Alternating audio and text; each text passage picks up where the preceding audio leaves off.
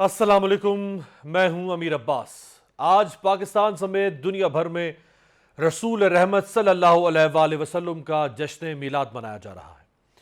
ये वो दिन है जिस रोज़ वो हस्ती कामिल सैयदुल बशर दुनिया में तशरीफ़ लाई जिन्होंने पूरी दुनिया के इंसानों को निज़ाम बातिल से निजात दिलाई और एक खुदा के सिवा किसी और के सामने सर झुकाने की ज़िल्लत से महफूज कर दिया। आपकी ज़ात बाबरकात और तालीमात 1500 साल से दुनिया भर के अरबों इंसानों के लिए मशअल नूर हैं। जब बानी पाकिस्तान मोहम्मद अली जिन्नाह आला तालीम के हुसूल के लिए लंदन तशरीफ़ ले गए तो आपने मारूफ दरसगाह लिंकन्स इन का इंतखाब इस बुनियाद पर किया कि उस दरसगाह में दुनिया के मारूफ कानूनदानों में सबसे ऊपर पहला नाम सरदारुल अंबिया मोहसिन इंसानियत हुजूर सैयदना मोहम्मद सल्लल्लाहु अलैहि वसल्लम का लिखा था। आपने उस दरसगाह में इस अजमत वाले नाम की कदर मंजिलत से मुतासर होकर दाखिला लेने का फैसला किया। मशहूर अमरीकी मुसन्निफ माइकल एच हार्ट की किताब दी 100 अ ranking of the most influential persons in history में मुसन्निफ ने ऐसे 100 लोगों की फहरिस्त मुरतब की है जो उसके मुताबिक दुनिया में सबसे ज्यादा पुरअसर हैं और उनकी वजह से तारीख का धारा तब्दील हो गया। उसने अपनी फहरिस्त की इब्तदा आप सल्लल्लाहु अलैहि वसल्लम से की है। रबीउल अव्वल के इस मुबारक माह में आपके पैगाम रिसालत को समझना और सीरत तैयबा को अपनाना ही मिलादुन नबी और आपसे असल मोहब्बत है। अमन, इत्तिहाद और रवादारी आप सल्लल्लाहु अलैहि वसल्लम की तालीमात हैं, लेकिन बदकिस्मती से उम्मत आज इन रोशन तालीमात को भुला चुकी है। आज गजा से लेकर कश्मीर तक मुसलमान दुश्मनान इस्लाम के जबर का शिकार है। गजा में मासूम फलस्तीनियों पर क्या क़यामत ढाई जा रही है, इसका अंदाजा अक़वाम मुत्तहिदा के सरबरा एंटोनियो गुतेरेस के इस बयान से लगाया जा सकता है जिसमें उनका कहना था कि मैंने अपनी तमाम मुद्दत मुलाजमत के दौरान गजा जैसी हलाकतें और तबाही कहीं नहीं देखी। लेकिन इस हौलनाक सूरत हाल के बावजूद पूरी उम्मत मुस्लिमा उन मजलूमों की मदद नहीं कर पा रही। मुसलमान दुनिया भर में बहैसियत कौम व उम्मत अपनी वक़्त खो चुके हैं और किसी जगह भी हमारी ना तो कोई सुनवाई है और ना ही कोई पुरसान हाल। ये बदनसीबी है कि हमें उम्मत को इस नुकसान का एहसास तक नहीं हो पा रहा, बल्कि मुस्लिम ममालिक आपसी मुखालफतों और मसाइल में घिरे हुए हैं। मुसलमानों का तुर्रा इम्तियाज तो खातिमुन नबीयीन की सीरत मुबारका होना चाहिए था और तमाम उम्मत को एक जिस्म की या जस्द वाहिद की मानित होना चाहिए था, लेकिन इसके बरक्स कई जगहों पर मजहब, मसलक और अकायद की बुनियाद पर एक दूसरे के गले काटे जा रहे हैं। बात करने के लिए आज के इस मुबारक और मुक़द्दस मौके पर हमारे साथ मौजूद हैं दो इंतहाई मोतबर मज़हबी शख्सियात, अल्लामा सैयद हसन ज़फ़र नकवी साहब और डॉक्टर क़िबला अय्याज़ साहब। दोनों शख्सियात का बहुत शुक्रिया। डॉक्टर साहब, आपसे आगाज़ करना चाहूँगा। आज 12 रबीउल अव्वल हर साल पाकिस्तान में टीवी चैनल्स पे, मजहबी महाफिल में, सरकारी सतह पर, रियासती सतह पर, आप खुद एक बहुत अहम ओहदे पर रहें, इस दिन को और इस दिन से वाबस्ता पैगाम को समझने, जानने और उसको सेलिब्रेट करने के लिए इस दिन को मनाया जाता है। लेकिन अगर हम माशरती हालात को देखें, उम्मत के हालात को देखें, तो हालात तो गिरावट की तरफ जा रहे हैं, पस्ती की तरफ जा रहे हैं। बिस्मिल्लाहिर्रहमानिर्रहीम। बिल्कुल जनाब, आपने बहुत अच्छा सवाल किया। इसमें कोई शक नहीं कि अल्लाह ताला ने हमें जो बड़ी नेमत दी है और वो नेमत है रसूल अकरम सल्लल्लाहु अलैहि वसल्लम की सूरत में कि जो अंबिया के सरदार हैं और उन्होंने हमें ऐसी जामे तालीमात दी हैं कि जो जामे तालीमात एक मंशूर हयात है। लेकिन ये बड़ी बदकिस्मती है कि हम ज़वाहिर की हद तक तो उनकी पैरवी करते हैं, लेकिन जो उन तालीमात की रूह है, स्पिरिट है, उसका ना हमें इदराक है, ना उस हवाले से हम अमल कर रहे हैं। और मैं ये समझता हूँ कि सही तरीका जो है वो ये है कि जिसका कहा जाता है कि रसूल अकरम सल्लल्लाहु अलैहि वसल्लम का मुताला और उनकी तालीमात पर अमल, इसके लिए अल्फाज इस्तेमाल किए जाते हैं, living with the prophet Muhammad peace be upon him, यानी रसूल अकरम सल्लल्लाहु अलैहि वसल्लम के तामुल के साथ, उनकी हयात और उनकी उसवे हसना के साथ हम कदम होना। تو اس بات کا ہمیں اعتراف ہے کہ ہم پوری طرح ان کی تعلیمات کے ساتھ ہم قدم نہیں ہیں، اور اس بات کی ضرورت ہے کہ یہ عام کیا جائے کہ ہماری فلاح جو ہے اور ہماری دنیاوی اور اخروی کامیابی جو ہے وہ اسی میں ہے کہ ہم رسول اکرم صلی اللہ علیہ وسلم کی تعلیمات اور تعامل کے ساتھ ہم قدم ہو جائیں۔ اگر ہم نہ ہوں تو پھر یقیناً یہی صورتحال ہوگی جس کا رونا ہم سب رو رہے ہیں، اور اپنے سوال میں بھی اسی کو بنیاد رکھا۔ بجا فرمایا۔ علامہ صاحب، ویسے تو حضور صلی اللہ علیہ وآلہ وسلم کا مبعوث ہونا، اس نے پوری دنیا میں ایک انقلاب برپا کیا، لیکن جو ایک ریاست خود انہوں نے قائم کی مدینہ میں، اس ریاست میں جو انقلاب تھا اس کے کیا اس کے آثار تھے، اس کے کیا فیوز و برکات تھے؟ بسم اللہ الرحمن الرحیم، الحمدللہ علیہ وسلات اللہ علیہ۔ سب سے پہلے تو برادر عزیز امیر عباس صاحب، آپ کا شکریہ۔ آپ نے اس خوشی کے موقع پہ جب پورا عالم اسلام بہرحال کچھ بھی صحیح، حالات کتنی خراب صحیح، لیکن جشن تو منا رہا ہے، خوشیاں تو منا رہا ہے، اس موقع پر آپ نے مجھے یہ شرف بخشا ہے کہ میں اس پروگرام میں شریک ہوں، اور مجھے بڑی خوشی ہو رہی ہے ڈاکٹر قبلہ ایاز صاحب سے بہت دنوں کے بعد، یعنی چلیے بات ہی سن رہا ہوں، میں ان کو دیکھ تو نہیں پا رہا ہوں لیکن میں ان کی گفتگو سن رہا ہوں۔ دیکھیے، ہم آپ کو ایک بات بتائیں، آج کا سینیریو سمجھنے کے لیے نا ہمیں اس وقت کے سینیریو کو سمجھنا بہت ضروری ہے، اس پس منظر کو۔ دیکھیے، مدینہ میں 3 آبادیاں تھیں، بڑی بڑی آبادیاں جو تھیں، دو، ایک بنی اوس اور بنی خزرج، یہ 2 قبیلے تھے۔ اوس و خزرج ظاہر ہے کہ دونوں بھائی تھے، ایک ہی ماں کے بیٹے تھے، بنی قیلہ کہلاتے تھے، ان کی دشمنیاں صدیوں چلیں تو صدیوں، یہ بنی اوس بنی خزرج۔ تیسری بڑی طاقت وہاں پہ تھی یہودیوں کی، یعنی یہ 3 بڑی بڑی طاقتیں وہاں پر تھیں۔ اچھا، حیرت کی بات یہ ہے، تاریخ میں آج تک کسی نے اس بات پہ غور نہیں کیا کہ اوس و خزرج کی لڑائی چل رہی تھی، صدیوں سے چل رہی تھی لڑائی، صدیوں سے ایک دوسرے کے خون کے پیاسے تھے، جبکہ ایک ہی ماں کے بیٹے تھے۔ اچھا، یہودی وہاں رہتے تھے، ان کے بڑے بڑے قبیلے، بنی قینقاع، بنی قریظہ، بنی نذیر، بنی المصطلق، اور بھی 4-5 قبیلے تھے۔ ان کا کسی سے جھگڑا نہیں تھا، ان کی کبھی کوئی ایک جھڑپ آپ کو نہیں ملے گی، نہ بنی اوس سے نہ بنی خزرج سے۔ اچھا، دوسری بات یہ تھی کہ سب سے بہترین ہتھیار جو بناتے تھے وہ یہ یہودی بناتے تھے، یعنی تیر تلوار سب، اور انہی کے ہتھیار بکتے تھے، اور جب ان کے ہتھیار ختم ہوتے تھے تو یہ ان کو ادھار دیتے تھے، اور ادھار کے بدلے میں ان کی زمینوں باغات سب لے لیا کرتے تھے۔ یہ آپ سمجھ رہے ہوں گے کہ جو کچھ آج کل ہو رہا ہے۔ اچھا، خیر، چلیے بات کو آگے بڑھاتے ہیں۔ حضور ختمی مرتبہ صلی اللہ علیہ وآلہ وسلم جب تشریف لائے ہیں تو وہ جو آپ نے انٹرو میں بتایا نا کہ باطل سسٹم پہ سب سے پہلی اور بڑی چوٹ جو لگی تھی وہ مکے میں نہیں لگی تھی، مکے میں تو بعد میں لگی، فتح مکہ کے وقت۔ سب سے پہلی، جس کو یہ یثرب کہتے تھے نا، یثرب ان کا نام رکھا ہوا تھا یہودیوں کا، یثرب اور یہ خیبر، 2 ان کے نام تھے۔ یہ ان پر چوٹ پڑی تھی، ان کے ہاتھ سے سسٹم چلا گیا تھا، معاہدہ ہو گیا تھا میثاق مدینہ میں، سارے خون معاف ہو گئے تھے، قرضے معاف ہو گئے تھے زمانے جاہلیت کے، اور یہ طے پایا تھا کہ باہر کا کوئی بھی دشمن حملہ کرے گا تو ہم مل کر دفاع کریں گے۔ دیکھیے، میں بہت جلدی مختصر پوری تاریخ بتا رہا ہوں آپ کو۔ تو ہوا یہ کہ جب جنگ بدر ہوئی اور جنگ احد ہوئی، یہودیوں نے ساتھ نہیں دیا، لیکن اس کے باوجود انہیں نہیں چھیڑا گیا۔ پیغمبر ختمی مرتبہ صلی اللہ علیہ وآلہ وسلم نے ان سے کوئی بات نہیں کی تھی، انہیں نہیں دیا ساتھ، نہیں دیا، کوئی بات نہیں۔ لیکن مسئلہ کب شروع ہوا؟ جب انہوں نے جنگ خندق میں خیانت کی اور اتنے بڑے لشکر کو، جنگ احزاب یعنی وہ ہزاروں کے لشکر کو لانے کا یہ باعث بنے تھے، یہ سازش تھی، اور مدینہ کے یہودیوں کی سازش یہ تھی کہ جب ادھر سے حملہ ہوگا تو یہاں پر یہ اندر یعنی سول وار شروع کر دیں گے۔ لیکن خیر، اللہ کا کرنا یہ ہوا کہ وہ جنگ جو تھی وہ مسلمانوں کے نفع میں تمام ہو گئی۔ اس کے بعد ان کو مدینہ سے بے دخل کیا گیا۔ اب سمجھیے آپ کی جو میں کہہ رہا ہوں، مدینہ ان کے ہاتھ سے لیا گیا۔ یہ آج تک یثرب کہتے ہیں، یہ یثرب نہیں بھولے کہ مدینہ ہم سے چھینا ہے مسلمانوں نے۔ خیبر کس نے چھینا؟ خیبر بھی ظاہر ہے کہ مولا عارفان علی ابن ابی طالب علیہ السلام کے ہاتھوں خیبر فتح ہوا تھا نا۔ تو آج تک وہ خیبر اور یثرب کو نہیں بھولے۔ مسلمانوں کو یہ بات سمجھ میں نہیں آ رہی کہ وہ آج بھی کہیں بھی مظاہرے کرتے ہیں تو آپ کو بھی معلوم ہوگا، ایک پلے کارڈ وہ ضرور اٹھاتے ہیں جس پہ لکھا ہوتا ہے خیبر واز یور لاسٹ چانس۔ مسلمانوں سے کہتے ہیں وہ تمہارا آخری موقع تھا، تمہاری آخری فتح تھی، یعنی وہ نہیں بھولے۔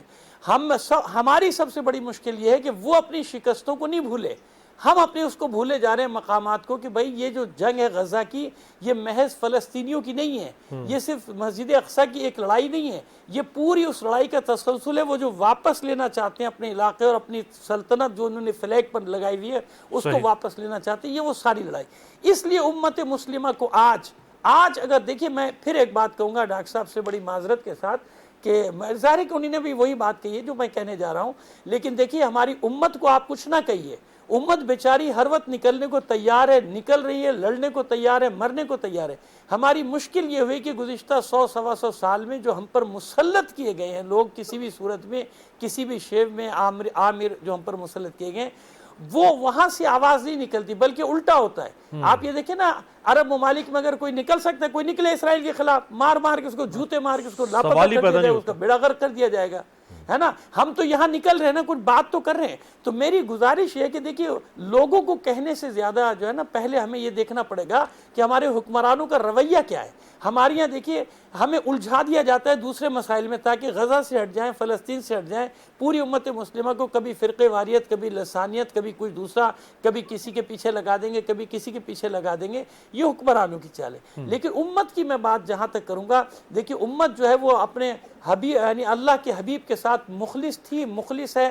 آج بھی وہ پیغمبر ختمی مرتبہ صلی اللہ علیہ وآلہ وسلم کے نام پر جانے دینے کو، مال دینے کو، اپنے بچوں کو قربان کرنے کو تیار۔ جی صرف گائیڈ لائن کون دے گا؟ جب تک حکمران ہمارے درست ٹریک پہ نہیں آئیں گے، امت بیچاری کیا کرے گی؟ امت تو یہی پیچھے ہوتی ہے سوال نا، الناس علی دین ملوک ہے۔ ملوک ہے، بالکل لوگ اپنے حکمرانوں کے دین پر ہوتے ہیں۔ اب یہ بہرحال اس کے اوپر بھی ایک بڑی مفصل بحث جاری ہے اور تسلسل سے جاری ہے کہ اس وقت امت مسلمہ یعنی جو دنیا کے 55-56 اسلامی ممالک ہیں، ان کے حکمرانوں کا کیا کردار ہے۔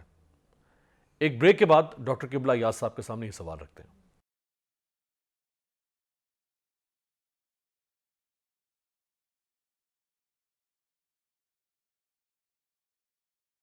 بریک کے بعد خوش آمدید۔ 12 ربیع الاول کی مناسبت سے آج خصوصی نشست، ڈاکٹر قبلہ یاز اور علامہ حسن ظفر نقوی صاحب میرے ساتھ موجود ہیں۔ ڈاکٹر صاحب، بریک سے پہلے جدھر علامہ صاحب نے اشارہ کیا، بہت سارے ناقدین یہ رائے رکھتے ہیں کہ لوگوں کا کیا قصور ہے، لوگ ابھی بھی یعنی امت مسلمہ وہ ابھی بھی وہ جذبات رکھتے ہیں جو مسلمانوں میں ہونے چاہیے۔ مسئلہ اوپر پالیسی بنانے والوں کا ہے، وہ چاہے پاکستان ہو، چاہے مشرق وسطیٰ کے جو تیل کی دولت سے مالا مال ممالک ہیں، دیگر ممالک جو کچھ تو بالکل ہی خستہ حال ہیں، ان کی تو کوئی حیثیت اتنی مالی طور پہ کمزور ہو چکی ہے کہ وہ تو ویسے ہی نانے جوی کو ترس رہے ہیں، وہ کیا عالمی پالیسی میں حصہ ڈالیں گے۔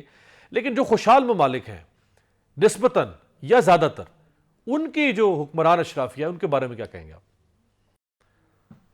بالکل بہت مناسب تمہید جو ہمارے حضرت علامہ صاحب نے رکھی، یہ بالکل میں اس کے ساتھ متفق ہوں اور اس بات کا اعتراف کرتا ہوں کہ ہمارے جو حکمران ہیں مسلمان ممالک کے، یہ بالکل ناکام ہو گئے ہیں، اور اس بات کی ضرورت تھی کہ جو OIC اسلامی تعاون تنظیم ہے، اس کا رویہ اس حوالے سے، سفارتی حوالے سے بہت مضبوط ہوتا۔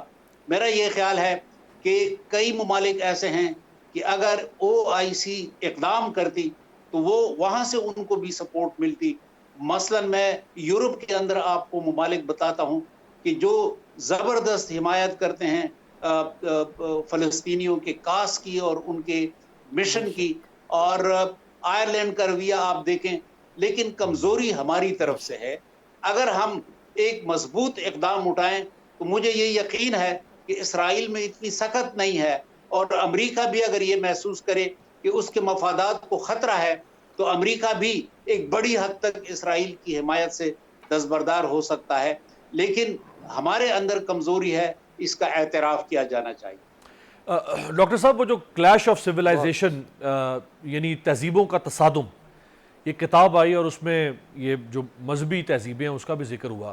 اب ہم ہندوستان میں دیکھ رہے ہیں کہ گزشتہ 10-15 سال سے انتہائی شدت پسندی مسلمانوں کے خلاف ہو رہی ہے، انتہائی شدت پسندی۔ اسی طرح سے جو مغربی یورپی ممالک ہیں ان کے اندر مسلمانوں کے خلاف نفرت، جس کو اسلاموفوبیا کہا جاتا ہے، وہ بہت بڑھ چکا ہے۔ باقاعدہ طور پہ وہاں تحریکیں چل رہی ہیں کہ ان مسلمانوں کو نکالا جائے، اور یہ ابھی خاص طور پہ جو برطانیہ میں فسادات ہوئے اس میں بھی اسی پہلو کو سامنے رکھ کر وہاں پہ جو سفید فام ہے وہ مسلمانوں کے خلاف، اور جو ایشیائی اقوام وہاں پہ آباد ہیں یہ لوگ، ان کے خلاف نسل پرستانہ فسادات شروع ہو گئے۔ تو اب پوری دنیا میں یوں لگ رہا ہے کہ اسلام ورسز ریسٹ والا ماحول بن چکا ہے۔ یہ آپ کی بات ایک حد تک تو صحیح ہے۔ کلیش آف سویلائزیشن का एक तस्वर तो है, हंटिंगटन ने ये तस्वर दिया था, जी लेकिन मेरा ख्याल ये है कि क्लैश ऑफ सिविलाइजेशन का ये हवाला जो है, इससे ज्यादा मजबूत हवाला वो मुआशी क्लेश का है। वो जो इक्तिसादी दुरुस्त। और मईशत की जो जंग है, वो इस पूरे सिनारियो में ये जो पस मंजर है और ये जो पेश मंजर है, इसमें अहम किरदार अदा कर। बेशक। हम मानते हैं कि इस्लामोफोबिया है, लेकिन इसके साथ साथ एक बहुत बड़ी तादाद कामन गुट के लोगों की भी है। आप देखें कि सबसे बड़े जुलूस जो फलस्तीनियों के हक में निकले, वो बरतानिया के अंदर, जी वो जर्मनी के अंदर थे, वो स्वीडन Exact, right. और नॉर्वे के अंदर थे। तो ये जो एक अंसर मौजूद है और एक एलिमेंट मौजूद है कि जो इंसानियत के हवाले से सोचता है, उसका भी हमें इदराक करना चाहिए। मुसलमान ममालिक से ज्यादा बड़े जुलूस वहां निकले, और जिस तरीके से आयरलैंड की हुकूमत ने और पार्लियामेंट ने इकदाम किया, तो मेरा ख्याल ये है कि ये मुआशी एक जंग तो है और मुआशी हवाले से कशमकश तो है, लेकिन इसी तरह जो हम इसको तहजीबों की जंग कहते हैं, शायद ये नजरिया, ये तस्वर पूरी तरह सही ना हो। हम नाकाम हो रहे हैं सफारती सतह पर, वरना मगरिब के अंदर एक बहुत बड़ी सपोर्ट हमें मिल सकती है और वहां मौजूद है। अगर हम सिफारती अंदाज में कोशिश करें और मगरिब के अंदर जो मुसलमान हैं वो यही अंदाज इख्तियार करें कि राय आमा को समझाएं और उनको राय आमा को हमवार करें, तो एक बहुत बड़ी कामयाबी जो है वो हमारी मुंतज़िर है। बहुत बहुत खूब, बहुत खूब। अलामा साहब, जो कुछ इंसानी अक़दार हैं इस वक्त, जिनके ऊपर मगरिब बहुत इतराता है, जिनकी शदीद कमी किल्लत हमें पूरी इस्लामी दुनिया में नज़र आती है, यानी करप्शन अगर है तो बदतरीन ममालिक में मुस्लिम दुनिया माशाल्लाह, हम पाकिस्तान भी कहीं ना कहीं उसमें ज़िक्र में आता रहता है। अगर बैड गवर्नेंस है, तर्ज़ हुक्मरानी के मसाइल हैं तो उसमें भी मुस्लिम दुनिया, अगर आमरीत है, फस्तायत है तो उसमें भी मुस्लिम दुनिया, बादशाहतें हैं दुनिया में ख़त्म हो चुकी हैं लेकिन उसमें भी मुस्लिम दुनिया है, गुर्बत है, भूख है, नंग है, अफलास है तो उसमें भी मुस्लिम दुनिया। अगरचे कुछ अफ्रीकी गैर मुस्लिम ममालिक भी हैं, कुछ एशियाई ममालिक भी हैं, लेकिन हमारे ममालिक यानी हर बुराई में कहीं ना कहीं मगरिब के मुकाबले में, उनकी तरक्की याफ्ता महज़ब ममालिक के मुकाबले में हम बहुत पस्त नज़र आ रहे हैं। जी ऐसा है कि आमिर अब्बास भाई, इस पर तो मैं ज़रूर बात करूँगा, लेकिन सबसे पहले मैं तो खराज अक़ीदत पेश करता हूँ डॉक्टर क़िबला यास साहब को। माशाल्लाह इन्होंने बहुत खूबसूरती से जो बात की ना, मैं भी उस बात को और एक जुमला दे के बढ़ाना चाहता हूँ कि तहजीबों की जंग कोई वजूद नहीं रखती, इसका कोई वजूद ही नहीं है। ये फोबिया का भी जो है ना एक ढकोसला खड़ा किया गया, और तहजीबों की जंग का एक ढकोसला खड़ा किया गया, जो करते ना एक इशू बनाते हैं कि इन इश्यूज़ को उठा के दुनिया को उस तरफ उलझा दिया जाए। ऐसा कोई मसला नहीं था, वरना अगर तहजीबों की जंग होती तो सब वो, जैसे अभी डॉक्टर साहब ने फरमाया कि पूरी दुनिया में सबसे बड़ी जो रैलियाँ निकली हैं वो यूरोप और अमेरिका में निकली हैं, वहाँ के तलबा निकले हैं, वो गिरफ्तारियाँ हुई हैं, बेचारे रेस्ट्रिकेट हुए हैं, पता नहीं क्या क्या। एक बात। अब आ जाइए दूसरे, करप्शन। देखिए मैं आपकी इस बात से बिल्कुल भी इत्तेफाक नहीं करता। मैं पक्का सच्चा पाकिस्तानी हूँ, जो हमारा टीवी बताता है और जो हमारे हुक्मरान कहते हैं मैं उस पर पूरा 100% यकीन करता हूँ।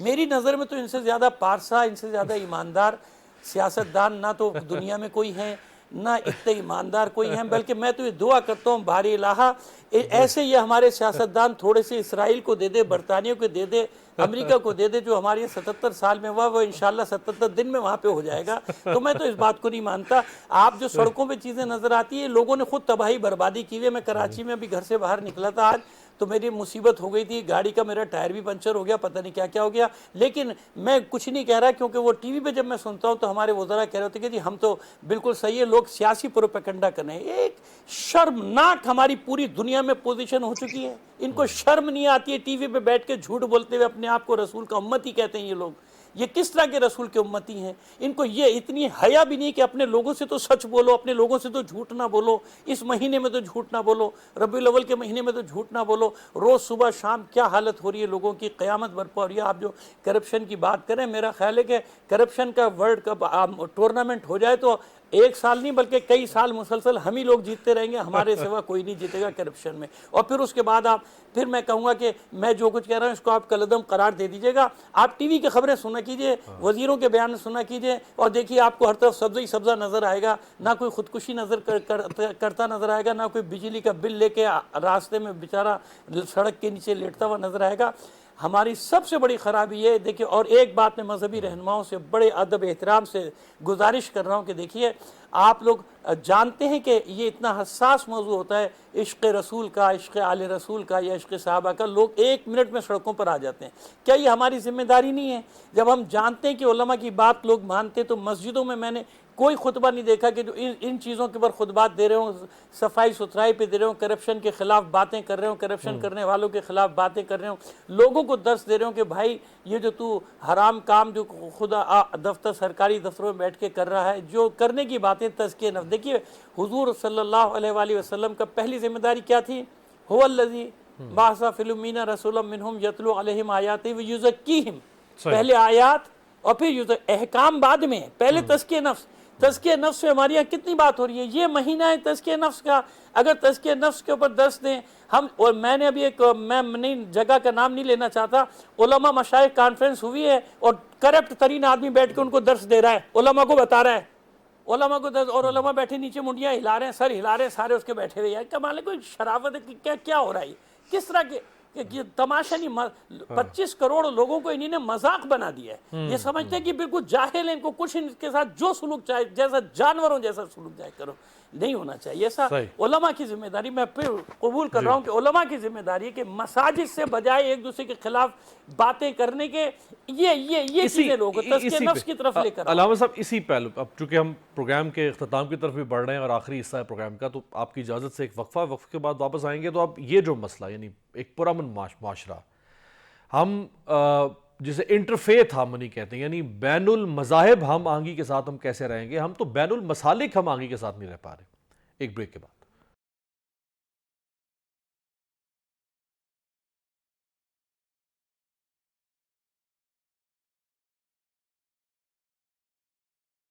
ब्रेक के बाद खुश आमदेद। 12 रबीउल अव्वल हुज़ूर सल्लल्लाहु अलैहि वसल्लम का यौम विलादत, खुसूसी नशिस्त। अल्लामा सैयद हसन ज़फ़र नकवी, डॉक्टर क़िबला याज़ मेरे साथ हैं। डॉक्टर साहब, वो जो इफ्तिखार आरिफ साहब ने कहा था कि रहमत सैयद लौलाक पे कामिल ईमान, उम्मत सैयद लौलाक से खौफ आता है, तो ये हम कहें कि हम दूसरी दुनिया के साथ मुसलमान हम आंगी से रहेंगे, ईसाइयों के साथ रहेंगे, यहूदियों के साथ रहेंगे, हिंदुओं के साथ रहेंगे, सिखों के साथ रहेंगे, हमारे अपने मुल्क में इस वक्त क्या खैर एक तसलसल से चला आ रहा है सिलसिला, ये जो आपस में इख्तलाफात, मुतशद्दिद रवैये, अदम बर्दाश्त, ये कब ख़त्म होगी? बिल्कुल, ये आपने बहुत अच्छा सवाल उठाया कि जो बाकी मज़ाहिब हैं उनके साथ इर्तिबात या हुस्न तामुल की बात तो बाद में आती है। हमारे अपने दरमियान जो एक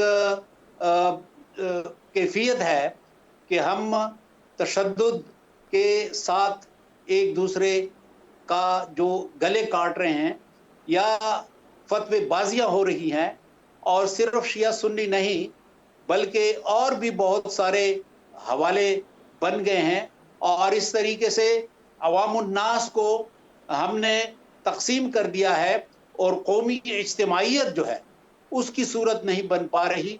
तो ये बहुत अफसोसनाक है, और ये जिम्मेदारी है कि रियासत इस सिलसिले में आगे बढ़े और इस सिलसिले में बाकायदा कानून साजी हो। हमारे पास जो पैगाम पाकिस्तान है उसकी सूरत में जय्यद तरीन उलमा जो हैं उनके दस्तखत मौजूद हैं, जितने भी मदारिस के बोर्ड्स हैं उनके उमरा और नौजमान हैं, यानी जो अमीर हैं उनके और नाजिम हैं उनके दस्तखत मौजूद हैं। और पैगाम पाकिस्तान जो है ये एक मुत्तफ़क़ दस्तावेज़ है, एक बयानिया है, एक फतवा है कि जिसमें यह कहा गया है कि मुसल्लह इक़दाम सिर्फ रियासत की प्रीरोगेटिव यानी इस्तेहकाक है और कोई दूसरा बंदा मुसल्लह इक़दाम नहीं कर सकता। और तकफीर यानी किसी के ऊपर फतवा लगाना ये अफराद का काम नहीं है। अफराद की तरफ से अगर किसी के ऊपर कुफ्र का फतवा हो तो ये रसूल अकरम सल्लल्लाहु अलैहि वसल्लम की तालीमात और जो हमारी शरीयत है उसके साथ हम आहंग नहीं है। तो मेरा ख्याल ये है कि अगर पैगाम पाकिस्तान को आम किया जाए कि जिसकी पुष्ट पे पूरी उलमा बिरादरी, उलमा कम्युनिटी कड़ी है, तो उम्मीद है कि हम बेहतरी की तरफ जाएंगे। और इस वक्त ज़रूरत है कि हम जो पाकिस्तान आइंदा नस्लों को मुंतकिल करने जा रहे हैं, हमारी नस्ल, वो एक तवाना और मजबूत पाकिस्तान हो। और वो ये तब मुमकिन है कि हम जो सी पैक के बाद का पाकिस्तान है, सी पैक के बाद का पाकिस्तान जो है, उसमें इस बात की ज़रूरत है कि बैनुल मसालिक रवादारी हो, बैनुल मसालिक इर्तिबात हो और हुस्न तामुल हो। नहीं तो फिर ये जो मुआशी तरक्की का दौर आने वाला है, ये नहीं आ सकेगा। राइट। अलामा साहब, जितनी जो शिद्दत पसंद तंजीमें उठी हैं गुज़श्ता, अगर हम 2 तिहाइयों की बात कर लें, इसी सदी की बात कर लें, अगर दाइश है दौलत इस्लामिया इराक़ व शाम तो ताल्लुक़ मुसलमानों से, दौलत इस्लामिया इराक़ व लीबिया ताल्लुक़ मुसलमानों से, बोको हराम ताल्लुक़ मुसलमानों से, अश-शबाब ताल्लुक़ मुसलमानों से, TTP ताल्लुक़ मुसलमानों से। कोई एक तंजीम तो नहीं है ये। हमने अब इसकी वजह कुछ भी हो सकती है कॉन्स्पिरेसी थ्योरी कि ये सब भी मगरिब ही कर रहा है, वही आलमी ताकतें जो हमारे दरमियान ये तंजीमें खड़ी कर रही हैं। लेकिन किसी मगरिब के ईसाई मसीही मुल्क में, यहूदी मुल्क में कोई ऐसी इंतहा पसंद तंजीम सामने नहीं उभरती। ये इस्लामी मुल्कों में ये तंजीमें क्यों उभर रही हैं? हाँ बिरादर अजीज़, देखिए यही तो सोचने की बात है ना, यही सोचने की बात है कि 1980 में से जो खेल शुरू हुआ था, हम लोग भूल जाते हैं तारीख बहुत जल्दी। हिलरी क्लिंटन ने क्या ऐलान किया था, क्या एतराफ़ किया था? यही तो एतराफ़ किया था ना बाद में जाके कि ये हमसे गलती हुई थी, हमने बनाया। अच्छा, बनाया आपने, मुसल्लत किया आपने और लाद दिया सारा मलबा पाकिस्तान पे। हमारी कमज़ोरी तो देखिए, हमारा मुश्किल ये है कि है जुर्म ज़ईफ़ी की सज़ा मर्ग मुफाजात। वो खुद कह रहे हैं कि हमने बनाया, लेकिन सारा उन्हीं ने मलबा दहशतगर्दी का हमारे ऊपर लाद दिया। आज मुझे ये बताइए, जो हम कहते हैं कि ये मगरिबी दुनिया के बनाए हुए हैं, उसके सबूत, सबसे बड़ा सबूत तो सामने आ गया ना। आज ये इसराइल के खिलाफ क्यों नहीं लड़ रहे? शाम में सब मौजूद है, सरहद तो इसराइल के साथ है।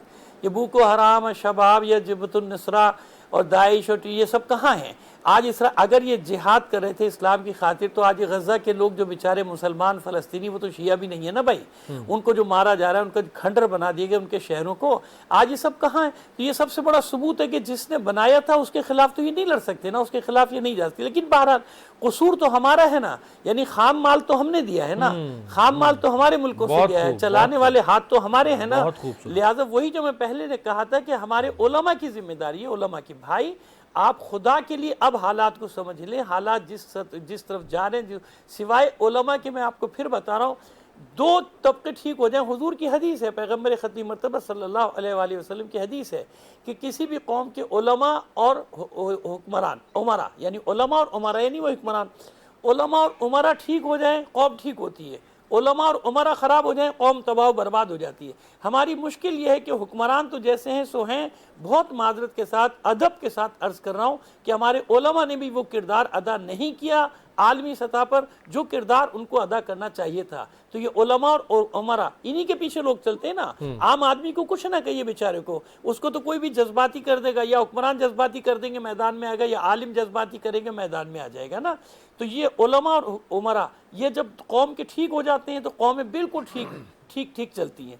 जब ये ठीक नहीं होंगे तो कौम खराब होगी, और वही बात आ जाएगी कि मोहम्मद से वफा तूने तो हम तेरे हैं, ये जहां चीज है क्या लौह कलम तेरे, जाना हमें वहीं पड़ेगा। जब तक हम उस उसवे हसना को समझने, बयान करना और है, समझना और है, जब तक हम समझेंगे नहीं उस वक्त तक हम अपने मसाइल।